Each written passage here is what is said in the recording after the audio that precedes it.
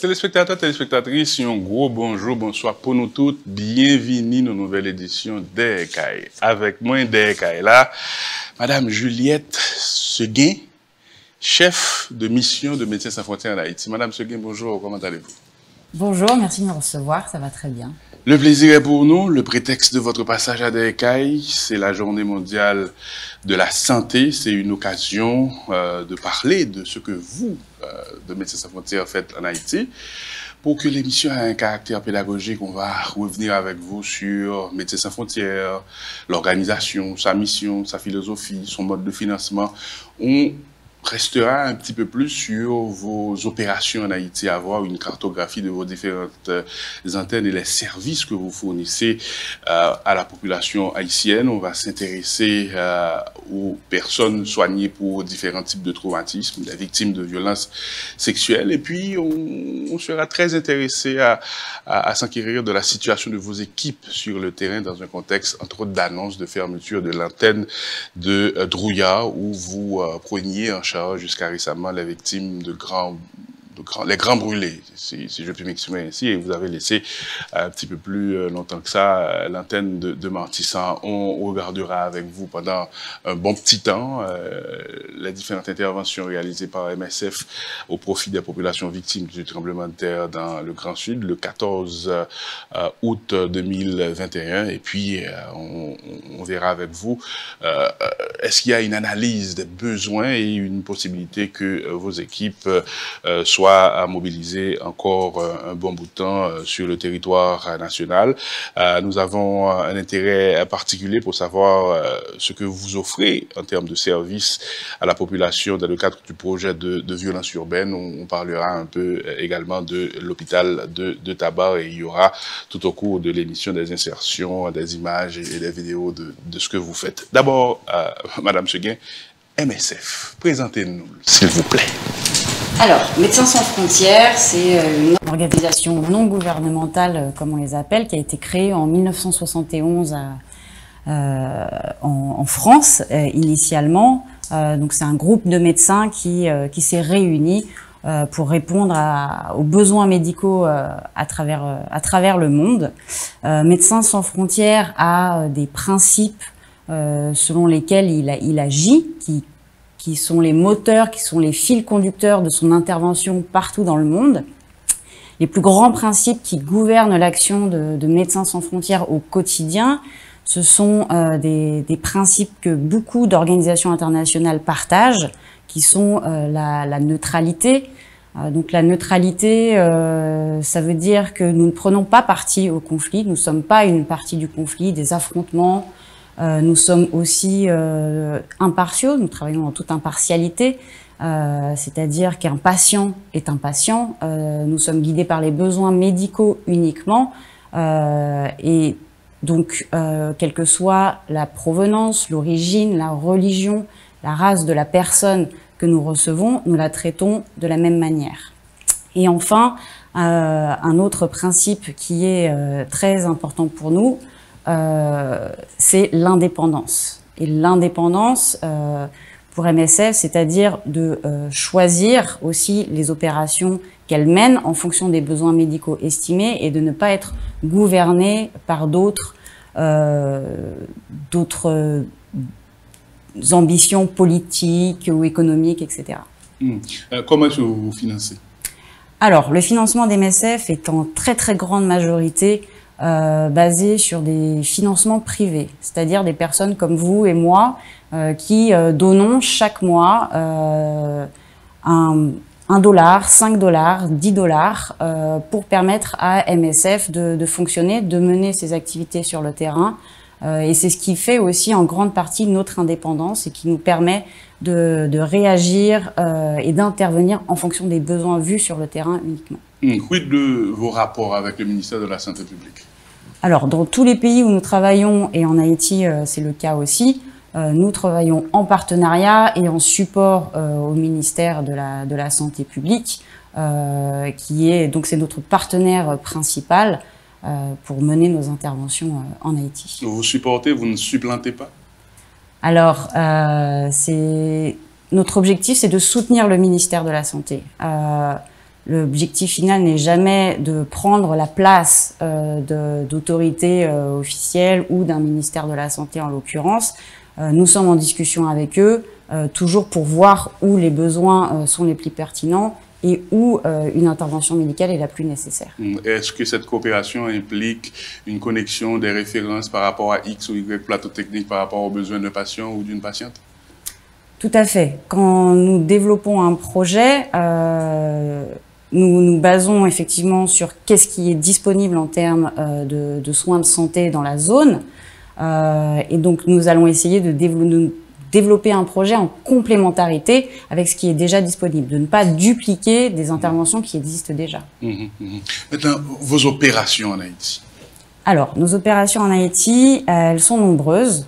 Médecins sans frontières est présent en Haïti de manière permanente depuis 1991, donc depuis plus de 30 ans. Nous avons eu, durant toute cette période, divers projets. Aujourd'hui, nous avons plusieurs projets dans le pays. Alors, tout d'abord, nous travaillons en Artibonite, au niveau des Gonaïves et aux alentours, sur un projet de prise en charge des victimes de violences sexuelles et de sensibilisation aussi des adolescents à toute la question de la santé sexuelle. Nous travaillons aussi à Port-à-Piment, dans le département du Sud, où nous avons aussi un projet de santé maternelle infantile, où nous soutenons dans différents centres de santé la prise en charge et le suivi des accouchements en milieu institutionnel. Et nous développons actuellement, nous construisons actuellement un centre pour les accouchements plus compliqués, c'est-à-dire pour faire les césariennes, etc. Ce projet a notamment été développé suite au tremblement de terre et à l'impact que le tremblement de terre dans le sud a eu sur de nombreuses infrastructures sanitaires. Ensuite, nous avons des projets réguliers aussi au niveau de Port-au-Prince. Et au niveau de Port-au-Prince, ils sont assez nombreux. Nous travaillons actuellement au niveau de Tabar, qui est un hôpital pour la prise en charge des cas de traumatologie, mais qui prend aussi en charge les grands brûlés. Il faut savoir que Tabar est l'hôpital aujourd'hui de référence pour la prise en charge des grands brûlés en Haïti. Nous travaillons aussi au niveau du Bas-Delma et de Bel-Air sur tout ce qui est la prise en charge des victimes de violences sexuelles et l'offre de soins de santé primaires, donc de soins de santé de base, à travers des cliniques mobiles pour les populations, notamment déplacées. Et enfin, nous travaillons au niveau de Turgeot, dans la structure qu'on appelle le CDTI, pour la prise en charge des urgences. Et nous soutenons la salle d'urgence de l'hôpital Raoul-Pierre-Louis à Carrefour sur la même thématique. Permettez que je revienne sur Gonaïves et Port-à-Piment. Vous greffez sur des infrastructures existantes, vous les pourvoyez en personnel, en intrants, ou est-ce que vous êtes dans une dynamique de construction et d'opération de vos propres installations? Alors souvent, nous travaillons un peu sur les deux modèles. Nous avons certaines opérations qui sont on va dire purement MSF, mais ces opérations sont toujours faites en complémentarité avec le ministère de la Santé. C'est-à-dire qu'il y a toujours du personnel du ministère de la Santé qui est disponible et comme discuté avant, on s'assure que nous ne dupliquons pas les activités, mais que nous sommes bien en complémentarité. L'hôpital de Tabar, vous venez de dire que c'est un hôpital de référence pour la prise en charge des grands brûlés, et pas que, si j'ai bien compris. Oui, pour les cas de traumatologie. De traumatologie, ok. Vous avez vos chiffres, des chiffres? Alors, en 2021, dans les différentes structures MSF, puisque même dans l'ancien Martissan où nous étions avant et aujourd'hui à Turgeot, nous prenons aussi en charge des cas de traumatologie. Donc, dans l'ensemble des cas de traumatologie reçus en 2021, nous avons reçu plus de 15 000 cas de traumatologie dans les différentes structures MSF. Quand on parle de traumatologie, on parle de plaies par balle, d'accidents de la circulation, de tout autre petit, de grands bobos qui puissent arriver. Quand on parle de traumatologie... Tout à fait. On parle d'accidents de la route, on parle de personnes s'étant fracturées très sévèrement à cause de choses non intentionnelles, mais on parle aussi de traumatismes intentionnels qui peuvent être infligés d'une personne vers une autre ou une personne à elle-même. Donc, quand je regarde vos chiffres, c'est 15 000 cas de trauma en 2021. Tout à fait. C'est un chiffre important. Ça montre l'étendue des besoins médicaux en Haïti. Il faut savoir aussi que le tremblement de terre a amené aussi des cas, des besoins assez importants en prise en charge de cas de traumatologie. Mais oui, c'est un grand besoin d'avoir des services d'urgence disponibles en tout temps, à toute heure.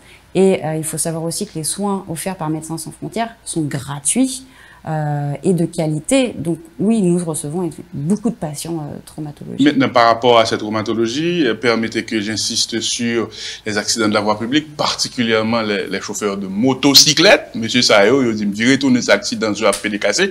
Est-ce que ce sont des choses que vous voyez en clinique et au niveau de vos prises en charge? Tout à fait. Les accidents de la route comportent un grand nombre, représentent un grand nombre de patients que nous soignons en traumatologie. Pour que les gens aient une idée, je ne sais pas si vous avez des données pour que l'on puisse comprendre ce que cela représente, la prise en charge d'un patient avec un trauma ou avec multitrauma.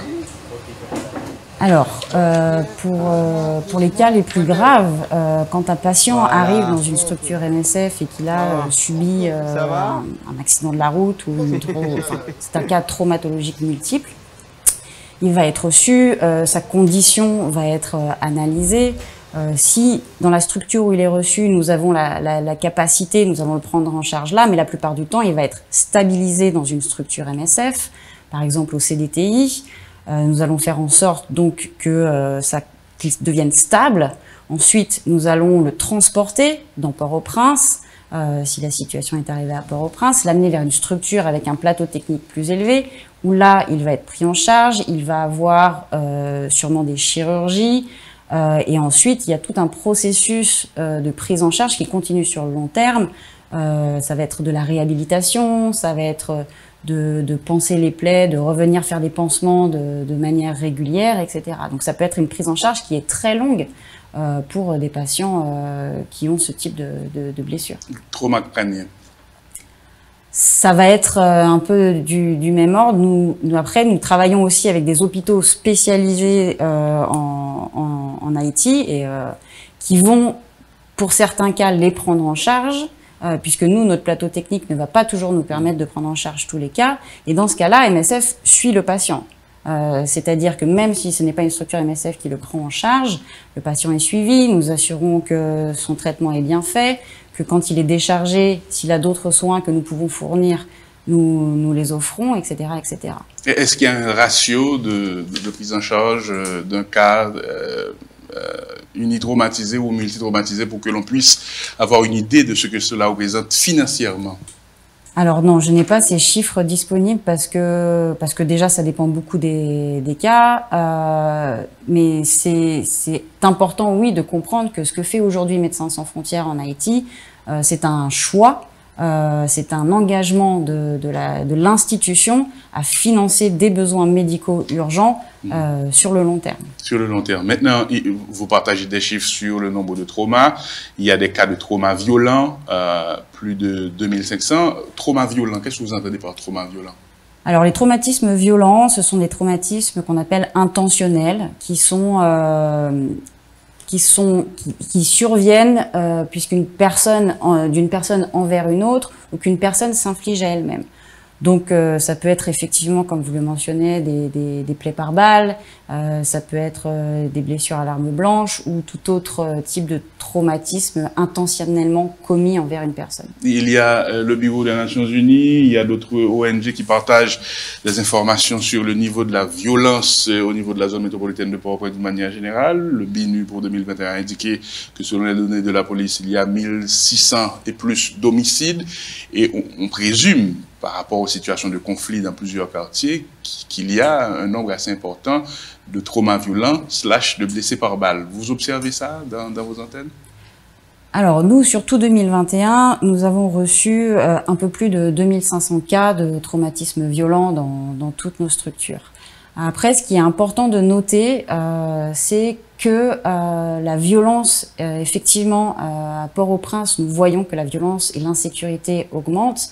Par contre, les chiffres ne reflètent pas toujours ça, puisque certes, parfois il y a des violences et notre nombre de patients arrivant dans les structures augmente, mais aussi parfois il diminue parce que les patients n'arrivent pas à accéder aux soins à cause des violences. Nous, là où on constate la violence au quotidien, c'est la violence aussi que nos patients subissent, les incidents qui touchent nos structures, les incidents qui touchent aussi notre personnel, etc. Et cette violence, nous la constatons. Et là, nous allons évoquer cette situation en prenant un exemple. L'obligation auquel vous vous êtes retrouvé de fermer temporairement l'antenne de Drouillard et un petit peu plus d'un an ou près de 2 ans après la fermeture de celle de Martissant. Mais j'essaie de comprendre vos chiffres et merci de les avoir partagés. Les cas de brûlés, c'est 800 cas de brûlés, ce sont des grands brûlés que vous soignez. Alors, parmi ces brûlés, il y a des grands brûlés et il y a des brûlures plus moyennes ou moins importantes. Donc, les 800 personnes, ce sont des personnes qui se sont présentées pour des cas de brûlure dans une structure MSF. Donc effectivement, c'est des patients qui ont été pris en charge d'une manière ou d'une autre, référés, orientés, etc.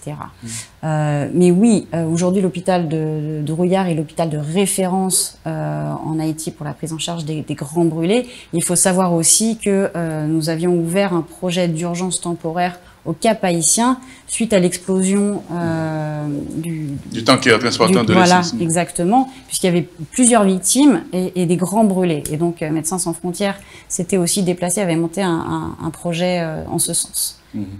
Maintenant, quid des consultations en ambulatoire? Consultation en ambulatoire, c'est pour la pédiatrie, médecine générale, c'est ça ou? La consultation en ambulatoire, c'est un patient, une personne qui vient se présenter pour des soins, ce qu'on appelle des soins de santé primaire en général, c'est-à-dire qui ne vont pas nécessiter une hospitalisation, mais qui sont une consultation, la personne peut rentrer chez elle, etc.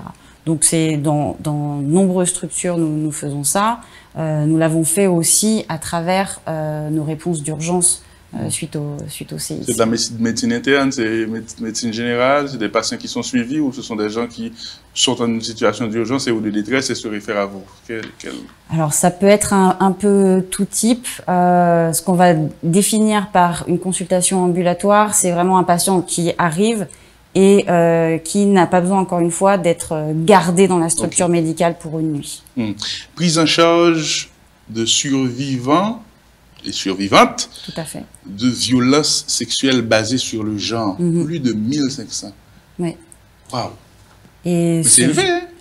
C'est très élevé. Mais je pense, enfin, nous pensons que ce chiffre ne reflète absolument pas l'ampleur des violences sexuelles qui se passe malheureusement en Haïti. Médecins sans frontières a développé ces projets pour répondre aux besoins de ces personnes. Il faut savoir que les violences sexuelles sont une urgence médicale et c'est pour ça que nous appelons aussi toutes les personnes victimes de violences sexuelles à se rendre dans une clinique ou une structure médicale dans les plus brefs délais, en moins de 72 heures, pour recevoir un traitement médical adapté, mais aussi avoir un suivi psychologique, etc. Puisque vraiment, dans les premières 72 heures, nous pouvons offrir un traitement médical qui va limiter la survenue de maladies sexuellement transmissibles ou autres. C'est grossesse non désirée, c'est MS, maladies sexuellement transmissibles, dont le VIH. Tout à fait. Et d'autres pathologies. Et d'autres pathologies. Ce sont des chiffres collectés auprès de toutes vos antennes ou est-ce qu'il y a un ou deux régions ou des régions en particulier où on observe une prévalence importante des violences sexuelles basées sur le genre? Alors, nous avons 2 projets en Haïti qui sont spécifiquement dédiés aux violences sexuelles, donc qui reçoivent beaucoup de patients et auprès desquels les autres aussi projets MSF vont référer des patients victimes de violences sexuelles. Mais dans toutes les structures de Médecins sans frontières à travers le pays, une victime de violence sexuelle peut se présenter et sera reçue et orientée en conséquence. En Haïti, souvent, quand on pense ou quand on parle de victimes de violences sexuelles, on a tendance toujours à croire que ce sont des filles ou des femmes. C'est le cas ou c'est pas le cas? La grande majorité des patients que nous recevons sont effectivement des femmes, mais il y a aussi des hommes qui peuvent être victimes de violences sexuelles. Bon, les accouchements, c'est plus de 600 accouchements et consultations prénatales, c'est 3500 selon les chiffres que vous partagez avec nous. Tout à fait. Donc ça, c'est vraiment les données aussi du projet dans le sud, à Port-à-Piment, qui est un projet dédié à la prise en charge des accouchements. Vous l'aviez évoqué tout au long de cet entretien, la priorité que vous accordez à la sécurité de votre personnel. Je présume que ce n'est pas de gaieté de cœur que vous avez été obligé de fermer temporairement l'antenne de Drouillard. Vous avez évoqué dans le document que vous partagez avec nous une succession d'incidents. Le 1er avril, le MSF a interrompu ses activités dans le centre d'urgence de stabilisation de Cité Soleil Drouillard. À la suite, je vous cite toujours, d'une série d'incidents de sécurité et de claires indications que l'accès des visiteurs à la structure médicale était entravé. Ces actes qui sont une atteinte à nos principes d'impartialité nous ont obligés à suspendre nos services. Est-ce que vous pouvez détailler de quoi vous êtes en train de parler dans cette communication? Tout à fait. Ce qui s'est passé et la raison pour laquelle nous avons suspendu nos activités à Drouillard le 1er avril, c'est effectivement car l'accès des patients à la structure n'était plus assuré de manière neutre. Et les patients étaient empêchés, certains patients empêchés d'accéder à la structure, ce qui pour nous n'est pas acceptable. Comme expliqué auparavant, tout patient doit pouvoir accéder de manière sécure à une structure de santé.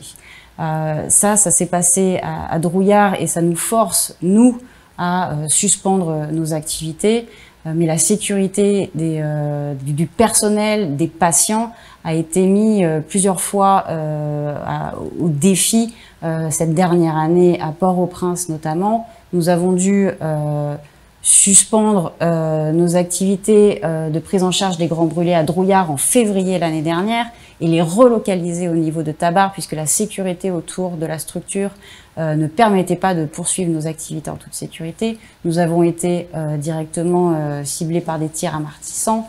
Donc la problématique de la sécurité, de la neutralité de la structure, de la sécurité de notre personnel, de nos patients est un vrai enjeu aujourd'hui et pour nous c'est essentiel de rappeler à toutes les parties, à tous les acteurs armés qui sont présents, qu'ils doivent respecter le personnel soignant, qu'ils doivent respecter les structures médicales, les moyens médicaux, c'est-à-dire aussi les ambulances, et assurer la sécurité des patients en tout temps pour que nous puissions continuer en toute impartialité à fournir des soins gratuits et de qualité en tout temps. L'hôpital de Drouillard, c'est combien de lits? L'hôpital de Drouillard, aujourd'hui, était, suite à la délocalisation à Tabar, était devenu, nous avions seulement gardé en fait la salle d'urgence. Donc c'est-à-dire qu'on recevait les patients au niveau de l'hôpital, nous les stabilisions et puis nous les référions. À Tabar? Nous les référions à Tabar ou à d'autres structures qui pouvaient les prendre en charge. À Tabar, vous avez combien de lits? Alors à Tabar, il y a 50 lits pour les cas de traumatologie et une vingtaine de lits pour les cas de grands brûlés. Mais il faut savoir que l'étendue des besoins aussi et la pression sur le système de santé fait que nous avons quand même une capacité à augmenter parfois les lits et nous sommes forcés parfois d'augmenter le nombre de lits si le nombre de patients devient trop important. Là, nous allons évoquer vos interventions dans le Grand Sud après le tremblement de terre du 14 août 2021. Qu'est-ce que vous avez fait dans le Sud après ce séisme, Madame Seguin? Alors, dans le Sud, suite au séisme du 14 août, nous avons déployé nos équipes d'urgence et notre personnel. Il faut savoir que Médecins sans frontières, nous sommes une organisation humanitaire d'urgence avant tout. Donc nous avons toujours dans les pays où nous travaillons des stocks disponibles, prépositionnés pour répondre à ce type d'urgence et nous avons du personnel qui est formé a priori pour répondre à cela. Donc quand le séisme est arrivé, nous avons très rapidement déployé différentes équipes sur différentes zones du Grand Sud qui ont été impactées. au niveau des NIP, au niveau des CAI, mais aussi nous avons répondu à Port-à-Piment puisque nous étions aussi déjà présents.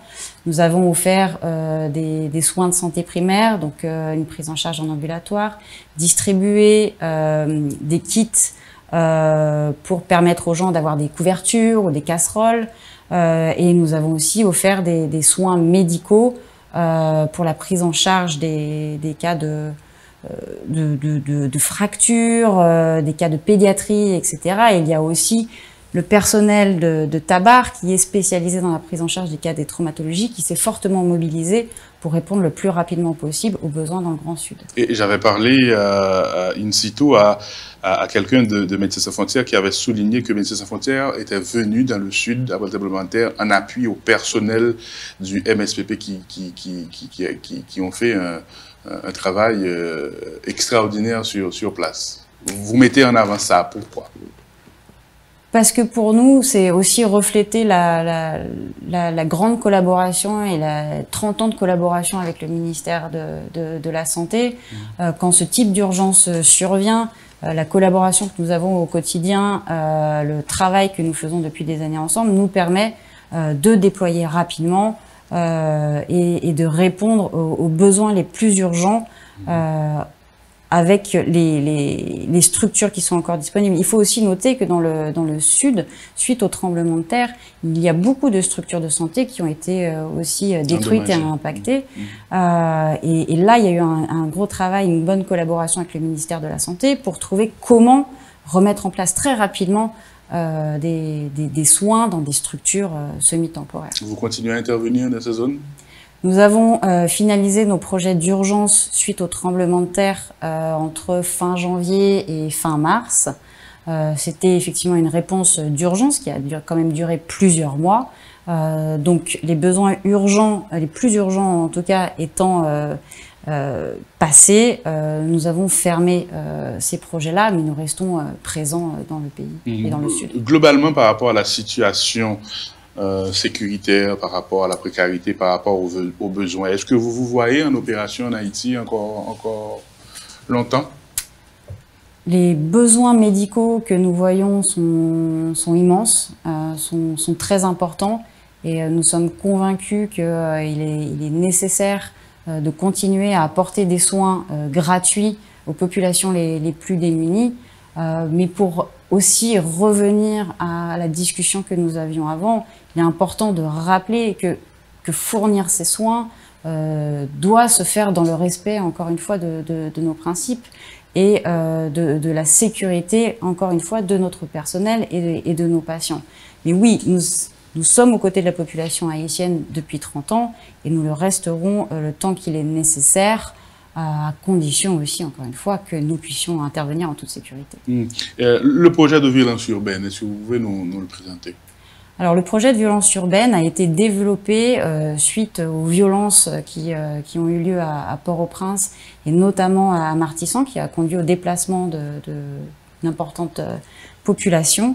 Donc, c'est un projet de clinique mobile qui se déplace dans différents quartiers du Bas-Delma, Bel-Air, et qui permet d'offrir des soins de santé à la population déplacée, mais aussi plus généralement à la population qui vit dans ces quartiers-là et qui a un grand besoin d'accès aux soins. Quand vous dites la population déplacée, vous parlez par exemple des gens qui, depuis le 1er juin, ont été contraints de fuir et d'aller se réfugier, par exemple au centre sportif de Carrefour, ou qui se sont réfugiés dans nos infrastructures, c'est ça? C'est ça qu'on définit par population déplacée. Et donc effectivement, il y a des populations qui se sont déplacées dans des lieux, dans des sites, dans des écoles, etc., dans la zone notamment de Bel-Air, Bas-Delma, et c'est là que nous ciblons notre activité de clinique mobile. Mais globalement, je crois savoir que MSF a un capital de sympathie auprès de la population. C'est tout à votre honneur. Hein.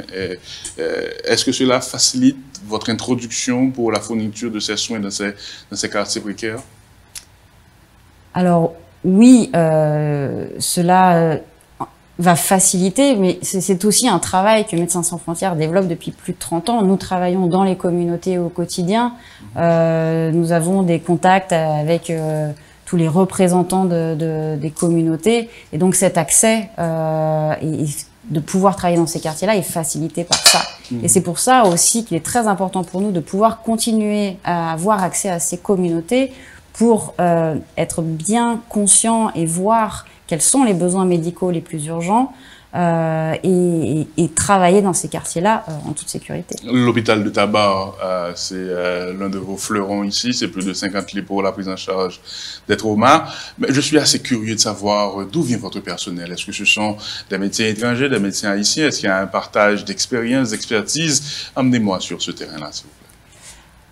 Alors, notre personnel est en très grande majorité, bien sûr, du personnel haïtien.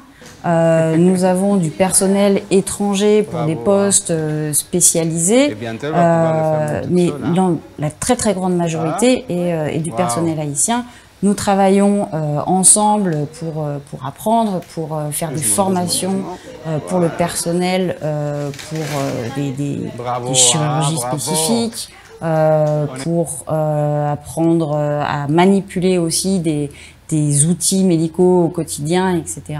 Après, il faut se rendre compte aussi que Médecins sans frontières, ce n'est pas que du personnel médical, c'est tout un ensemble de personnel qui travaille à côté pour s'assurer que les moyens logistiques fonctionnent, nos ambulances puissent transporter des patients en toute sécurité, en tout temps, du personnel administratif, du personnel qui va aussi acheter l'ensemble des intrants qui sont nécessaires. À l'occasion de la journée mondiale de la santé, je ne sais pas si vous avez un message pour vos partenaires haïtiens, votre personnel, le public, les gens que vous avez servis, les gens que vous aurez peut-être à servir aujourd'hui ou demain? Pour nous, le message principal aujourd'hui, c'est de demander, encore une fois, à l'ensemble des acteurs, à l'ensemble des parties qui aujourd'hui sont présentes en Haïti, de comprendre la mission d'MSF au quotidien, de comprendre que nous fournissons des soins, encore une fois, gratuits, de qualité, et que nous soignons les patients, les blessés sur la base de critères médicaux uniquement, et que nos structures, notre personnel, nos moyens doivent être respectés en tout temps, en toute sécurité, pour continuer à fournir ces soins au quotidien. En insertion à cette interview, des vidéos, des opérations de MSF, des témoignages aussi de patients, une idée avec un support audiovisuel des interventions dans le Grand Sud après le tremblement de terre du 14 août 2021. Malgré moi, toute la famille, mari, petite moi, pour m'aller loin, à jeune ça qui plus loin, qui plus éloigné.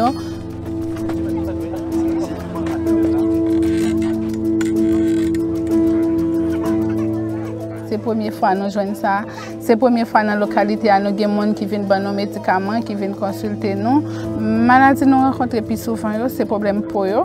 C'est des gens qui ont des pièces dans la tête avec diarrhée à cause de l'eau que nous avons utilisée, soit pour bien faire lessive ou bien pour boire. Normalement, nous faisons ville, nous faisons monde, et nous faisons monde en plus. Et puis, nous rencontrons quelques pathologies respiratoires parce que quand nous avons pas de cas, il y a dormi en battante, la pluie a tombé, vent battu, on a un petit monde qui a venu, a tousser, ou bien fièvre. C'est-à-dire, en gros, nous rencontrons un petit monde qui a une pathologie respiratoire. Je suis pas au Prince pendant le tremblement de terre. Bon, je vis ça très mal parce que je vis le tremblement de terre le 12 janvier 2010 déjà. Donc, je viens imaginer comment mon studio surtout a senti, comment il a pied après le tremblement de terre parce que même pas de Covid ça.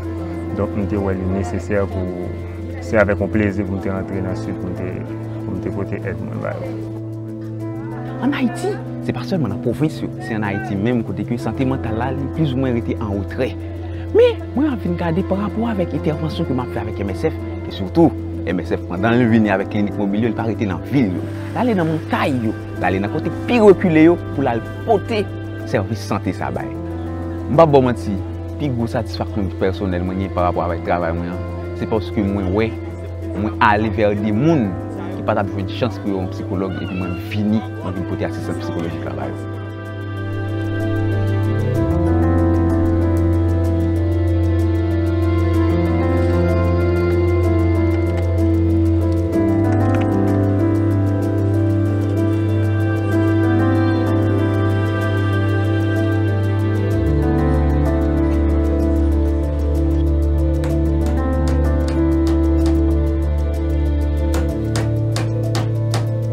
Voilà, Madame Seguin, merci de nous avoir accordé votre temps et de parler du travail que Médecins Sans Frontières fait en Haïti. Merci à vous, merci beaucoup. Merci beaucoup.